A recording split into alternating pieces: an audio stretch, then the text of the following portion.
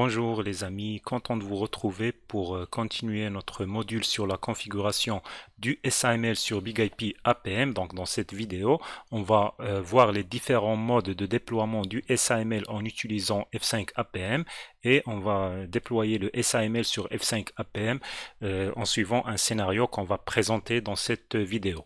Donc tout d'abord les modes de déploiement du SAML sur F5 BigIP APM. Donc tout d'abord on a le mode IDP. Donc dans ce mode, le F5 jouera le rôle de IDP uniquement. Donc il va fournir le service d'authentification et d'autorisation et le service de SP sera uniquement sur des applications externes, donc typiquement dans le cloud ou ailleurs. Donc ces applications, lorsqu'un utilisateur souhaitera les utiliser, il doit bien sûr s'authentifier à travers l'IDP qui est le F5 APM.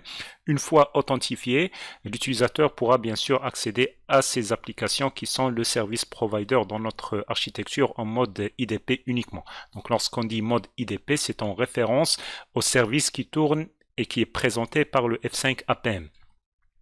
Dans le deuxième mode qui est le mode SP, ça sera le service provider uniquement qui sera fourni par le F5. Donc ça sera typiquement pour des applications qui sont déployées derrière le F5 APM.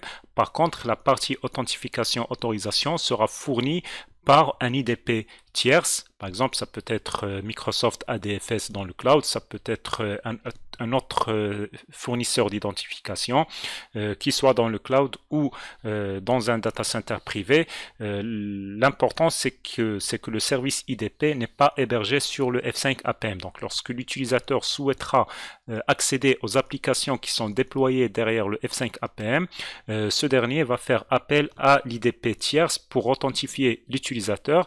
Une fois que l'utilisateur authentifié à travers l'IDP tierce, F5 donnera l'accès aux applications qui sont hébergées derrière. Enfin, on a le mode mixte, IDP plus SP. Donc dans ce mode, les deux services tourneront sur F5 APM.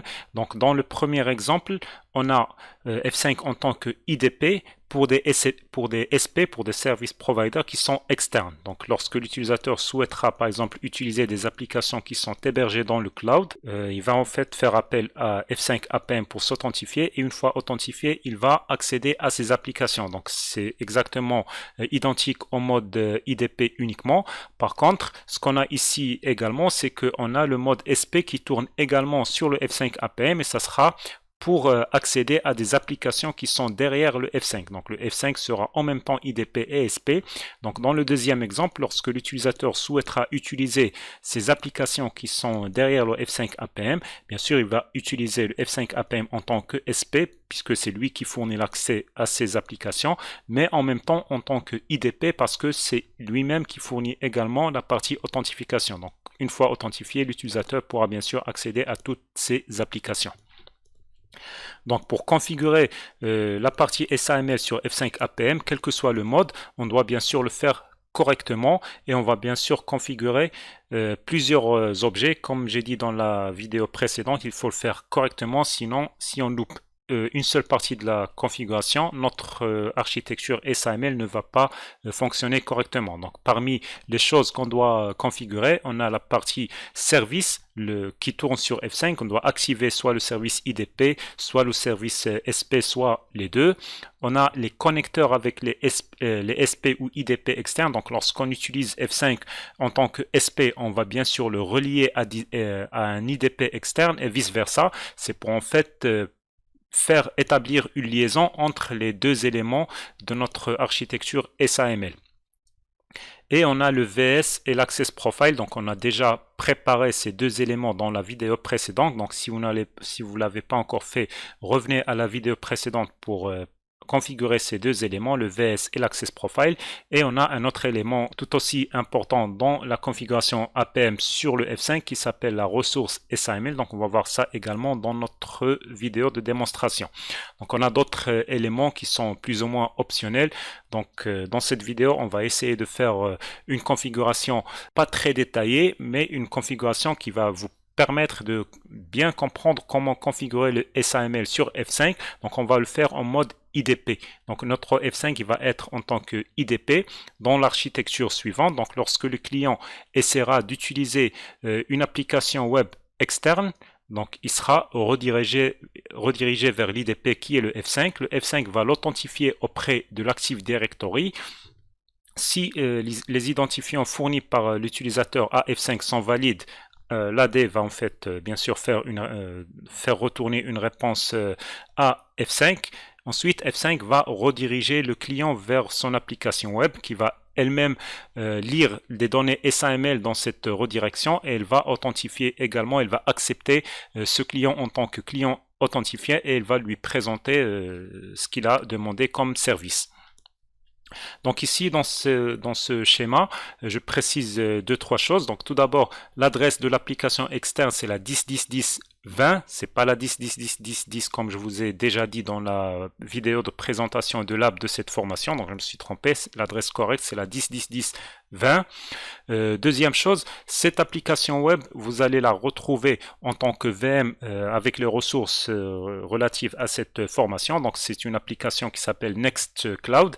Donc cette application, c'est une application de stockage en mode SaaS. C'est une application très très intéressante si vous souhaitez faire du stockage en mode SaaS. Par contre, pour notre formation APM, il ne faut pas trop s'intéresser à la configuration qu'on va faire sur cette application parce que c'est une application, c'est juste pour l'exemple. En cas concret, dans votre carrière F5, si vous avez besoin de configurer le SAML, ça sera probablement sur un autre type d'application qui aura ses propres éléments de configuration. Puis enfin, comme vous pouvez voir ici, j'ai mis en gras les noms DNS de l'IDP et de la Web Application parce qu'en fait, il faut bien avoir une architecture, une infrastructure DNS qui est correctement configurée parce que le SAML utilise les noms FQDN et pas les adresses IP. Donc dans notre architecture, puisqu'on n'a pas de serveur DNS, on va en fait simuler tout cela. Donc on va tout de suite sur notre Big IP. Donc tout d'abord, comme je vous ai dit, on va simuler la partie DNS, donc dans le fichier host de ma machine Windows. Donc vous pouvez voir ici Windows System 32 Drivers etc host. J'ai configuré deux entrées qui correspondent, la première à ma web application sur l'adresse 10.10.10.20 et la deuxième à mon IDP sur l'adresse .21. Donc ça c'est pour la partie client. On a également besoin de configurer ces entrées statiques sur le F5 Big IP. Donc on va dans Système, Configuration, Device et Host. Et ici, on va rajouter ces deux adresses IP. Donc pour le faire, je vous montre comment le faire pour une application, pour le premier exemple. Donc ça sera 10.10.10.20, l'adresse IP en haut. Et en bas, bien sûr, le nom FQDN que je souhaite.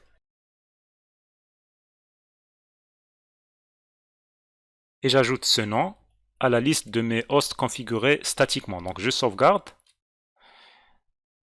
Et voilà, j'ai configuré cette étape optionnelle. Donc comme je vous ai dit, c'est parce que dans notre architecture, on n'a pas une infrastructure DNS. Par contre, dans votre architecture, si c'est une architecture de production, il faut bien s'assurer que vous avez une infrastructure DNS qui contient les différents éléments, les différents FQDN correspondant aux différents éléments de votre architecture SAML. Donc ensuite, on va configurer la partie SAML. Donc ça se fait dans Access, Federation. Donc ici, vous pouvez voir que on peut configurer F5 en tant que SAML SP ou bien en tant que SAML IDP. Donc avant de le faire, donc on va en fait faire SAML IDP. Mais avant de le faire, je vous rappelle que le SAML utilise les signatures pour signer les messages échangés avec le SP. Donc un IDP va signer sa réponse SAML pour que le SP puisse vérifier que c'est une réponse authentique. Donc pour cela, il va utiliser des certificats. Donc on va créer tout d'abord un certificat qu'on va utiliser dans notre configuration SAML. Donc dans System Certificate Management, Traffic Certificate Management, SSL Certificate List. Donc ici, on va créer une nouvelle paire certificat plus clé privée. Donc je suppose que vous savez comment le faire. Donc je vais le faire rapidement. Je vais l'appeler cert SAML par exemple. Command name, ça sera idp.alform.lab dans mon cas. Et là, je peux laisser tout par défaut. Juste pour la durée, je vais mettre 10 ans. Et pour le pays, je vais mettre mon pays qui est le Maroc. Je sauvegarde. Donc là, vous pouvez voir que j'ai une paire certificat plus clé que je vais utiliser plus tard dans la configuration de mon SAML. Donc je vais dans Access, Federation, SAML IDP, parce que je vais configurer F5 en tant que IDP, donc Local IDP Service, et ici je vais activer le service IDP en créant un nouveau service IDP, donc ici Create.